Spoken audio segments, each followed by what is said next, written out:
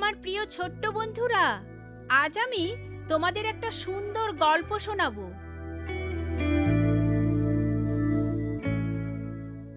বন্ধ দরজার ভিতর। যোহন, দরজায় তালা লাগিয়ে দাও। আমি তাদের বিশ্বাস করি না। প্রথমে তারা যিশুকে হত্যা করেছে, তারপর আমাদের খোঁজে আসবে।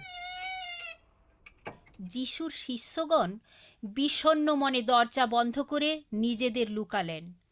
যিশু যে পুনরায় জীবিত হয়ে উঠেছেন সে খবর কি তারা আদৌ জানে না? যা হোক, মরিয়ম তাদের সে খবর পরিবেশন করলেন। আমরা এখানে আছি। দরজা খুলুন।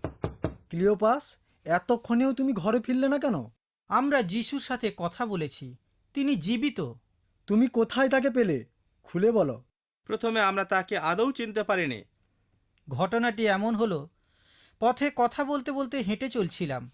হঠাৎ এক লোক আমাদের সাথে যোগ দিলেন আর আমাদের আলোচনায় অংশ নিলেন। আমরা কোন বিষয় নিয়ে আলোচনা করছিলাম তা তিনি জানতে চাইলেন। আমি বললাম, আপনি কি একমাত্র ব্যক্তি যিনি জেরুজালেমে কয়েকদিনে যা যা ঘটেছে তার কিছুই জানেন না? অর্থাৎ প্রভু যিশুকে যে ক্রুশে বিদ্ধ করে হত্যা করা হয়েছে। তিনি আমাদের কাছে বিশদ ব্যাখ্যা করলেন। ঈশ্বর ইতিপূর্বে সেই সব বিষয়ে ভবিষ্যৎবাণী করে রেখেছেন যা যা ঘটেছে। বাক্যের বিষয়ে সবিশেষ তিনি জানতেন। আমাদের আলোচনায় আমরা প্রশান্তি পেলাম। সময় দ্রুত চলে যায় আর রাতের আঁধার নেমে পড়েছে। আমরা শহরে পৌঁছে গেলাম। আমরা তাকে রাতের আহারের জন্য আমন্ত্রণ জানালাম।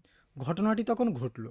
তিনি কয়েকটি রুটি নিয়ে প্রার্থনা করে রুটি ভাঙলেন, টুকরো করলেন এবং আমাদের হাতে তুলে দিলেন। তখন আমরা তাকে চিনতে পারলাম, তিনি যিশু।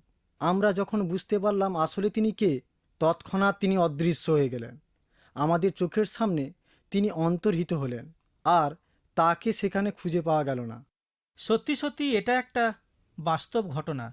আমরা যিশুর সাথে কথা বলেছি আর তোমাদের কাছে বলার জন্য দ্রুত ছুটে এসেছি। যিশু জীবিত আছেন।